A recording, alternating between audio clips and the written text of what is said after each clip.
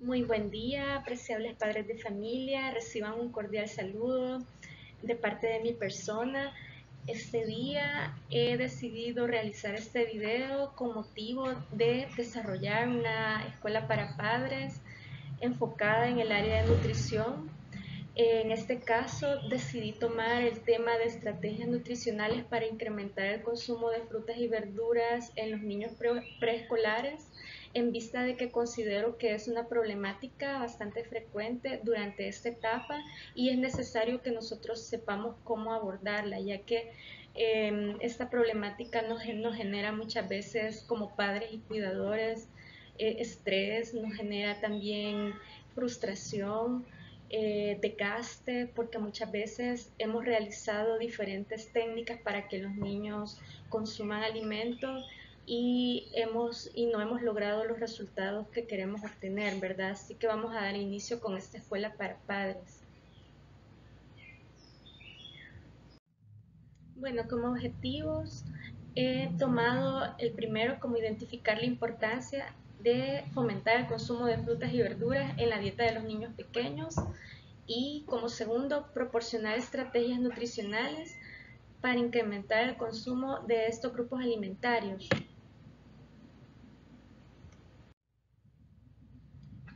Como un preámbulo, es necesario que nosotros entremos como en contexto e identificar que la Organización Mundial de la Salud ha recomendado consumir por lo menos un mínimo de 5 raciones de frutas y verduras al día, ya que se ha comprobado que al consumir esta cantidad de frutas y verduras se reduce el riesgo de desarrollar distintas enfermedades como la obesidad, enfermedades cardiovasculares, la diabetes, enfermedades del corazón, la dislipidemia o la hipercolesterolemia, en fin, es decir, si nosotros comemos diariamente las porciones que indican, vamos a prevenir, ¿verdad?, este tipo de enfermedades. Bueno, como podemos observar, aquí tenemos la pirámide nutricional, que es donde eh, podemos mencionar los diferentes grupos alimentarios y si podemos notar se encuentran en la segunda escala, se encuentran los grupos de las frutas y las verduras y menciona de que por lo menos diariamente se tiene que consumir de 2 a 3 porciones de frutas diarias y de 2 a 3 porciones de vegetales al día, ¿verdad?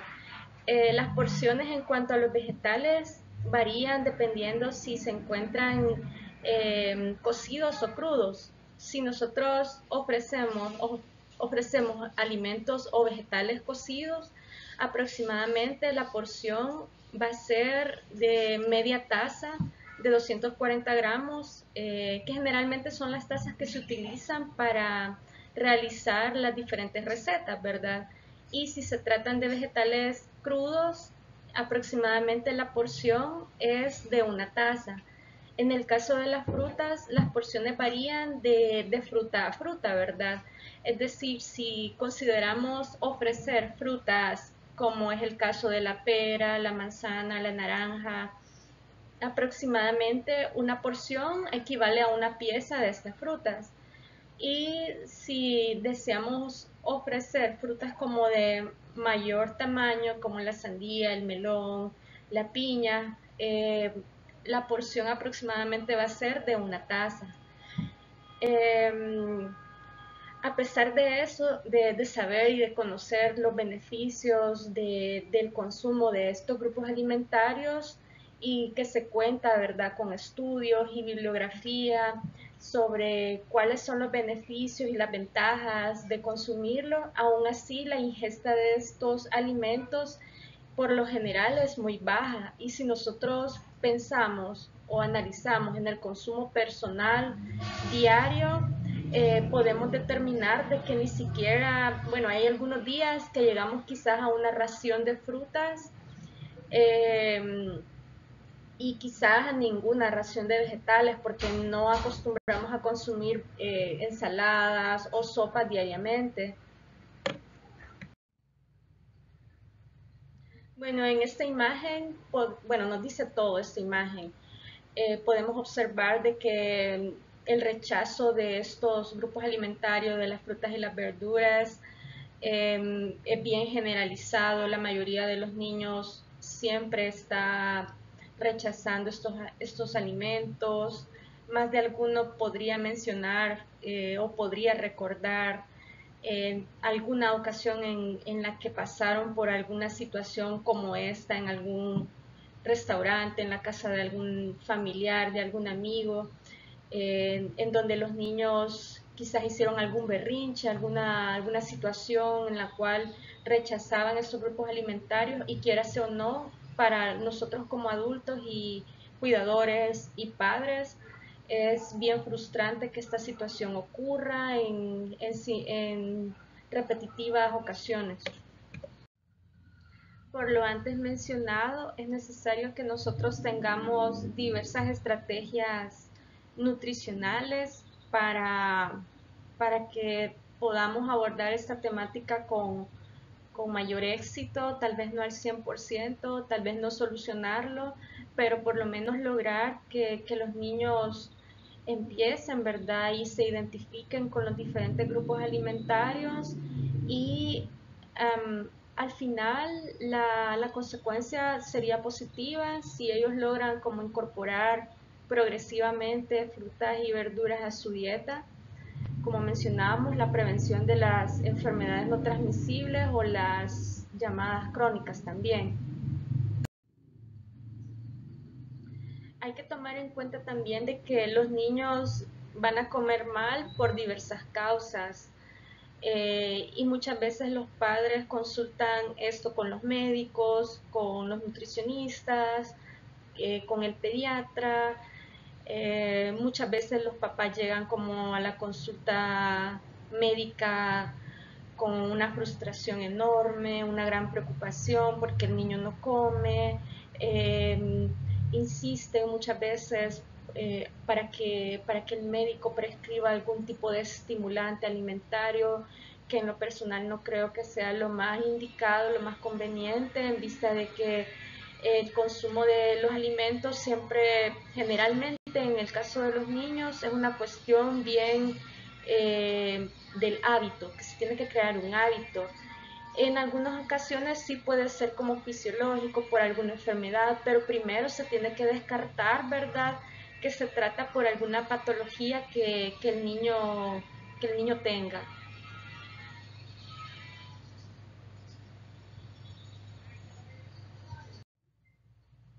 Como les mencionaba, que los trastornos de la alimentación en la primera infancia tienen mucho que ver con aspectos educacionales o la creación de hábitos alimentarios, porque incluso a veces los papás, cuando no tienen como unas estrategias adecuadas para estimular a los niños para que consuman alimentos, permiten que los niños es comprensible, ¿verdad?, de que los papás se cansen y se frustren y al final permitan que ellos se salgan con la suya, por decirlo así. Pero sí es una cuestión más que todo que viene de los hábitos alimentarios en la infancia. Y a continuación vamos a identificar cuáles son las dificultades más comunes en la alimentación de los niños. Bueno, el tiempo prolongado de alimentación se considera como una de las dificultades principales en, que presentan los niños pequeños, ¿verdad? Muchas veces esto tiene que ver con el tipo de alimento que se sirve. Muchas veces no está como procesado adecuadamente según la edad del niño. Esto significa de que a veces los niños están muy pequeños para consumir alimentos de consistencia como más sólida, o a veces pasa lo contrario, ¿verdad? Hay niños de que quizás se les está dando como un alimento muy blando y por lo cual ya no lo quieren comer, lo rechazan. Muchas veces también sucede de que los niños están como expuestos por ejemplo, diferentes distractores al momento de estar consumiendo su comida, como por ejemplo frente a la televisión, o le ponen algún video de YouTube, o qué sé yo, están con la tablet. Entonces esto hace de que la alimentación se prolongue como por mucho más tiempo y que al final rechacen la comida o que la terminan desperdiciando o dejando en la mesa.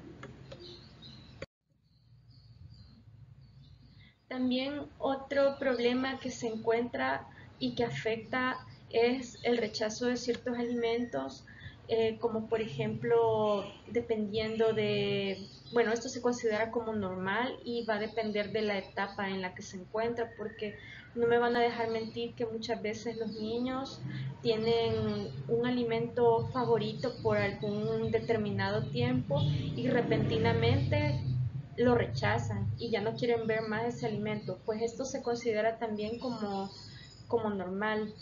Muchas veces también el rechazo de los alimentos se debe a de que los niños están como en constante crecimiento y desarrollo y la alimentación se vuelve como un aspecto bien secundario para ellos y como se encuentran en esa etapa de descubrimiento y de nuevos aprendizajes, se enfocan mucho más a los temas nuevos y dejan de lado los alimentos. También otro problema que podemos observar es la falta de independencia a la hora de alimentarse. Es decir, eh, a veces sobreprotegemos demasiado a los niños al momento de comer, que no les permitimos de que ellos desarrollen sus habilidades por sí mismas, agarrar los alimentos o en el afán de cuidar demasiado a los niños que no se ensucien, no queremos que agarren la comida con la mano. Entonces, al momento de ofrecer alimentos diferentes, ellos van a estar rechazando la comida porque quizás no están desarrollados de sus otras habilidades para aprender a comer por sí mismos. Vaya, también otro problema que encontramos es la dificultad para introducir nuevos sabores y texturas o las neofobias, ¿verdad? Esto también se considera como normal, que los niños rechacen nuevos preparaciones, nueva presentación de los alimentos, nuevas texturas. A veces las texturas las rechazan o si logramos observar que los niños mastican y luego escupen, es porque muchas veces su sistema digestivo, su dentadura aún no está como bien desarrollada y por lo cual ellos rechazan automáticamente ese alimento por una consistencia que todavía quizás no está como muy adaptada a su condición física.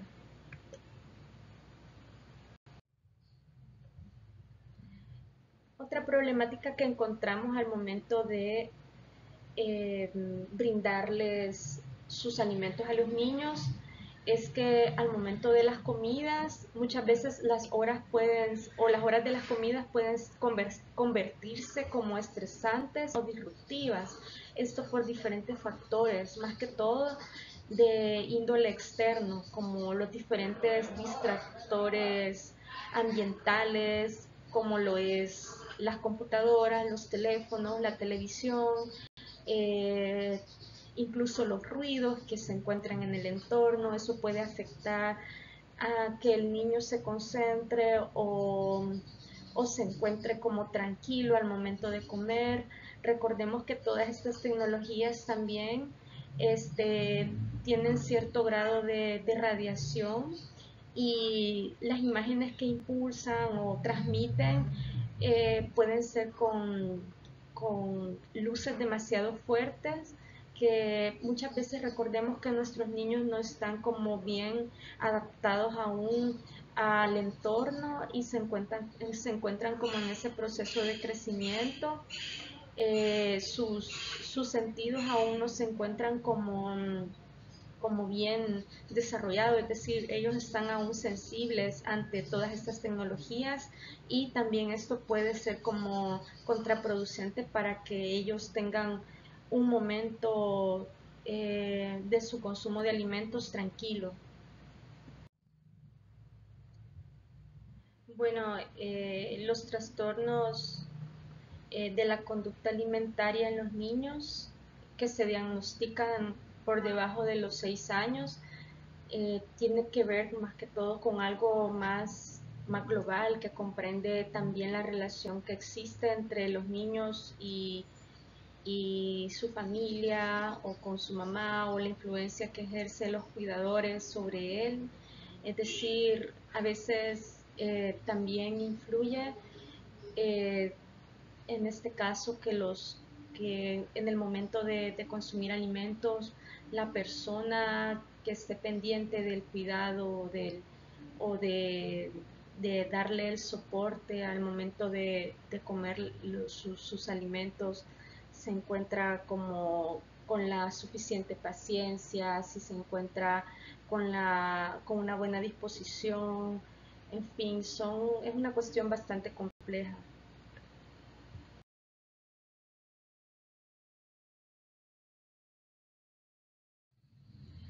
Otro comportamiento que es común y muy frecuente y considerado como normal es la selectividad, y este es un comportamiento infantil que generalmente ocurre como en periodos de transición, tales como el destete, el inicio de la alimentación complementaria, o cuando se pasa del uso del biberón y se intercambia por el vaso entrenador, y el periodo también cuando el niño empieza a alimentarse como de una forma más independiente.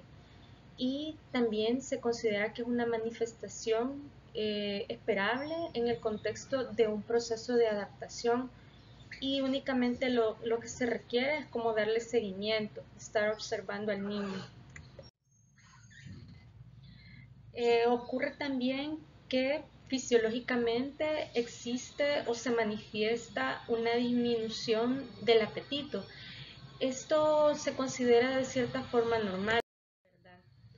Y corresponde a un proceso que acompaña la disminución en la velocidad del crecimiento del niño, y que habitualmente después del año de vida esto ocurre. También resulta especialmente notorio, más que todo para los padres de niños constitucionalmente más pequeños. Aquí podemos explicar que durante la etapa de 1 a 3 años, primero disminuye el apetito y el interés por los alimentos. Es lo que mencionaba anteriormente, que los niños muchas veces se enfocan en nuevas actividades, en descubrir, bueno, empieza también el proceso de la vocalización, el habla, el gateo, el inicio de habilidades motrices diferentes. También la irregularidad en la ingestión es bien constante. El aprendizaje también es mucho más rápido. El lenguaje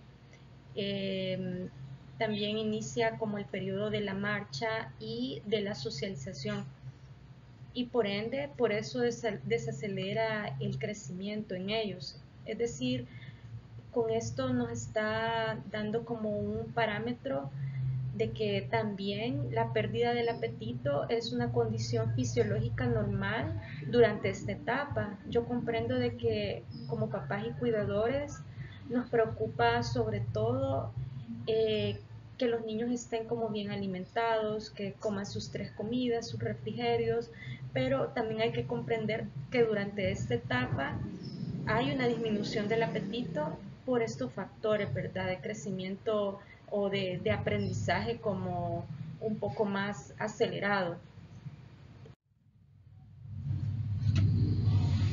También recordemos de que en esta etapa se encuentra el primer contacto con la colectividad o socializar con otras personas, con niños, y también puede surgir inconvenientes como hay un cambio de ambiente.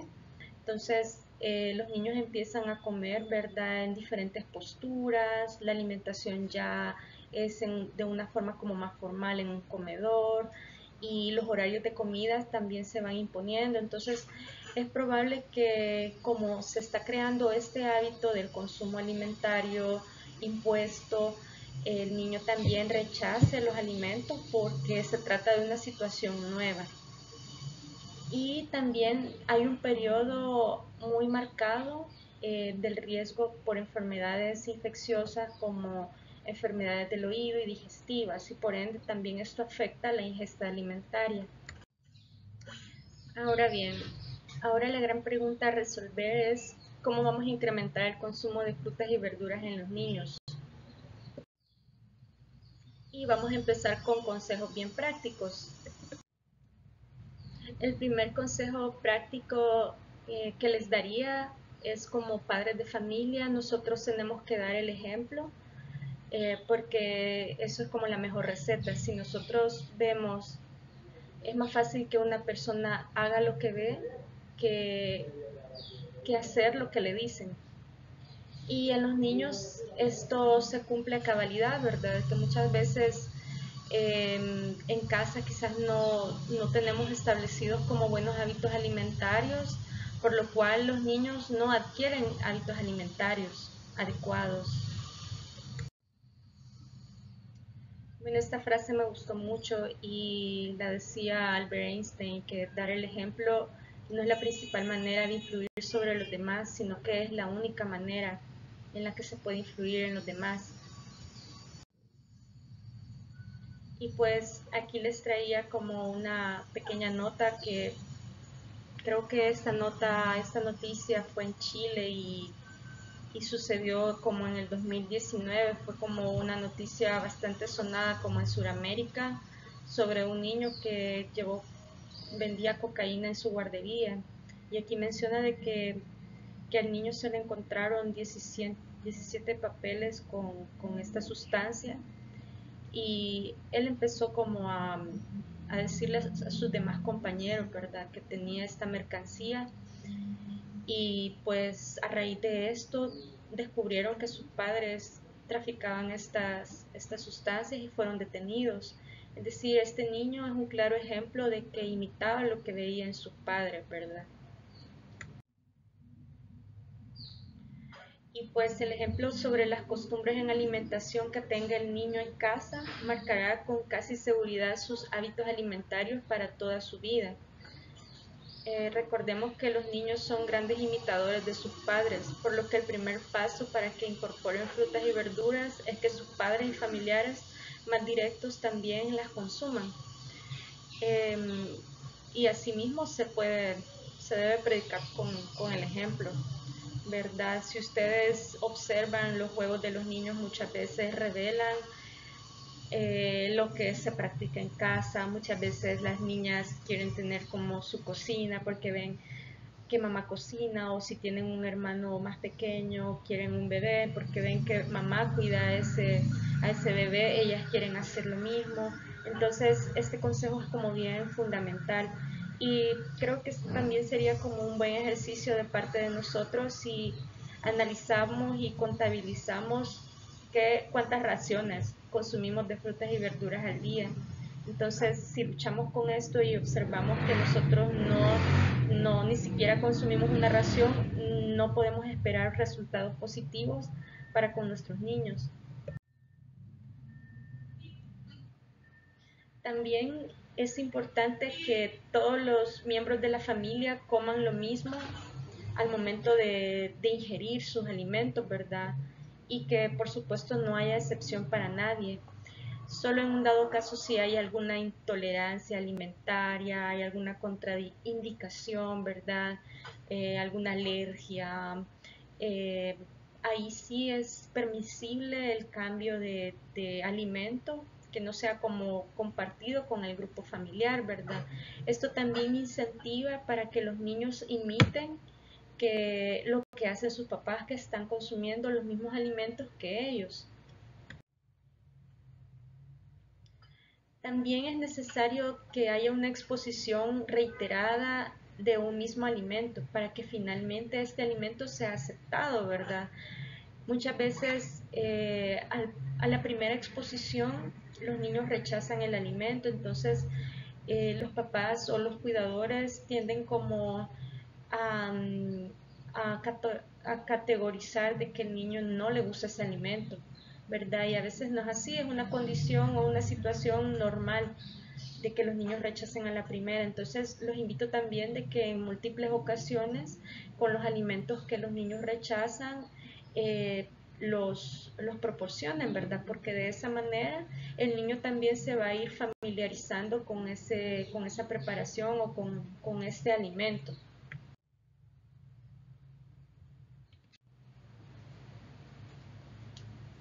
Bueno, en este sentido, también es clave no forzar, ni castigar, ni siquiera premiar a los niños para que coman alimentos diferentes, porque esto también puede ser contraproducente y, bueno, para fomentar que prueben nuevas frutas o verduras, deben también incorporarlas con alimentos o recetas que ustedes consideran que son de su preferencia o que les gusta comer. Cuando nosotros obligamos más que todo a los niños a consumir alguna preparación que rechacen, esto también puede crear como problemas más graves en el futuro, ¿verdad? O sea, aunque intenten, pero si están como obligando, aunque intenten, los niños siempre van a estar rechazando este alimento. Mejor traten de brindar ese alimento de una forma diferente a la que generalmente lo consumen.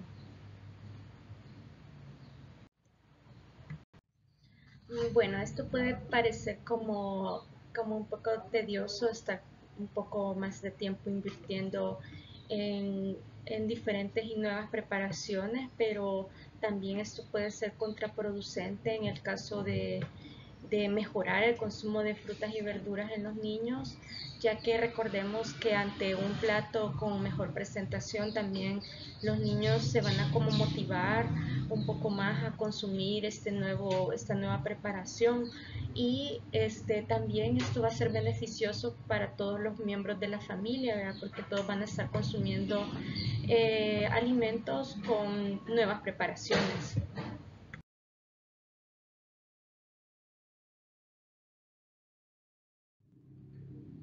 Otro consejo bien práctico es que cuando nosotros tratemos de incentivar a los niños a que coman un nuevo alimento, nunca debemos de premiarlos con comida, porque si bien es cierto, las recompensas sirven para mejorar el consumo de alimentos, pero nunca debemos de ofrecer un postre como un incentivo.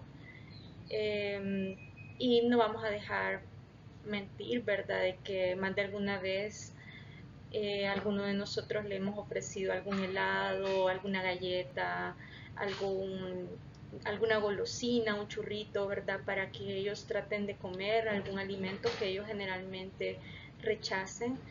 Y también al hacer esto, los niños van a desear aún más el postre que la comida en sí, ¿verdad? Entonces, esto lo que va a ser crear como un nuevo problema y esto hará también que aumente el gusto de los niños por el alimento que usan como recompensa y pueden pensar de que esto es mejor que el alimento que tratamos de motivar a que consuman. También es importante que en reiteradas ocasiones el pequeño trate de consumir este alimento que rechaza. Por ejemplo, si el niño rechaza, digamos, que la zanahoria, por lo menos tratar de implementar o tratar de ofrecer este alimento por varios días seguidos. Hay estudios que demuestran que la aceptación incrementa cuando los niños tienen como mayor exposición a este alimento, ya que muchas veces ellos tienen como miedo de probar algo nuevo, entonces va reduciendo también ese miedo, ¿verdad? Y aquí se puede aplicar esa frase de que el que persevera triunfa o lo logra. También algo que funciona muchas veces es compartir eh, los alimentos con los niños, ¿verdad? El famoso mitad y mitad. Muchos padres o cuidadores ya saben, ¿verdad?, de que los niños imitan todo el comportamiento que ellos observan y si ellos observan que ustedes comen lo mismo y no pasa nada, es muy probable, hay altas probabilidades de que el niño consuma el alimento. Y la mejor manera de lograr que los niños coman algo en particular es comerlo a la par suya y frente a él. Por ejemplo, usted puede tomar alguna porción de su comida, cortarlo a la mitad y comer la mitad usted y motivarlo, ¿verdad?, al niño para que él consuma ese alimento, mencionándole que está muy rico, que tiene un buen sabor, que le gusta mucho, y posteriormente ofrecerle la otra parte al niño. Y de esa forma, al observar que no sucedió nada, el niño aprende de que ese alimento también es seguro. Algo muy importante y es bien difícil de no realizarlo es las presiones, ¿verdad?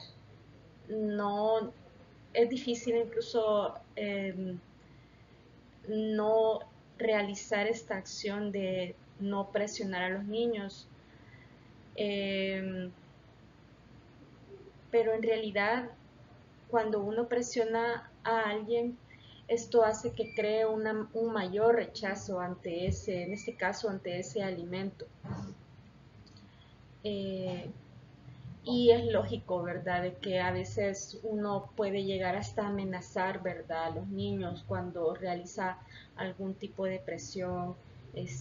Por ejemplo, si no te comes esta sopa, ya vas a ver, le voy a decir a tu mamá, o no vas a ver televisión, o no sé, diferentes tipos de amenaza. Eh, Incluso yo he visto de casos que hasta enseñan imágenes de internet, por ejemplo, de niños desnutridos en África, y es un tipo de presión un poco burda, y al final esto no funciona, muchas veces no funciona. Y al mismo tiempo hay investigaciones que muestran que esas estrategias eh, logran de que los niños tengan un mayor rechazo por el alimento que uno quiere que realmente pruebe.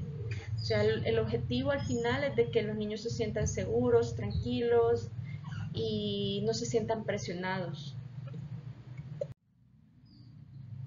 Anteriormente hablamos de los incentivos, que no tenemos que realizar incentivos con alimentos atractivos, azucarados, postres, helados, etc. Pero también existen otro tipo de incentivos, como lo es los elogios. Por ejemplo, a los niños pequeños es conocido de que les encanta de que les aplaudan, o por lo menos sentir como esa seguridad, le echen porras, como otros dicen. Eh, o también hay situaciones que también ameritan darle algún tipo de recompensa que no sea un alimento azucarado o algún postre. Eh, es recomendable motivarlos mucho, haciéndoles saber que es un gran desafío probar algo nuevo, y festejar mucho cuando lo hacen. También se puede ofrecer recompensas más tangibles, como por ejemplo calcomanías, las famosas sorpresas, ¿verdad?, para los niños un poquito más grandecitos. E incluso se recomienda como tener un calendario de recompensas o de logros. Por ejemplo, acá encontré un pequeño calendario donde nosotros podemos colocar las diferentes actividades con los niños que podemos darle cumplimiento, ¿verdad? Y por cada actividad cumplida le podemos colocar alguna estrella, una calcomanía, ¿verdad? Entre las actividades puede ser comer más verduras, el consumo de frutas, cumplió el consumo de frutas diario, en fin. Entonces, estos son algunos incentivos que podemos implementar para que el niño se motive a consumir, ¿verdad?, lo que son las frutas y las verduras. Aquí también hay otro ejemplo de qué tipo de calendario o un cuadro de logro, ¿verdad? Con, con las diferentes actividades que pueden realizar en el día, y aquí se puede incluir lo del consumo de frutas y verduras. Y para finalizar, también es recomendable explicarle, ¿verdad?, desde pequeño a los niños, de una manera sencilla, de que, de que es importante consumir frutas y verduras para tener un buen estado de salud a corto a largo plazo. Hay que recordar que los niños, aun por muy pequeños que estén, ellos siempre comprenden, y si ese mensaje es constante, es latente, se va a ir impregnando en su mente, y van a ser, en el futuro van a ser como conscientes de que el consumo de frutas y verduras es importante, y van a lograr establecer este hábito alimentario de por vida. Y en resumen, las dificultades en la alimentación son frecuentes en la infancia y por lo general corresponden a dificultades leves o a una percepción alterada de los padres o cuidadores. En ausencia de signos de alarma, es importante tranquilizar a los padres, entregar medidas generales y educar respecto a comportamientos alimentarios normales durante la edad infantil. Los trastornos alimentarios pueden ser de causa orgánica o secundarios, y muchas veces de situaciones de acuerdo a la salud mental. Y ambos deben ser sospechados y derivados de manera oportuna, si hay sospecha, ¿verdad? Para finalizar, darle las gracias por concluir con el video. Para mí fue muy grato compartir esta información y espero que sea de muchísima utilidad.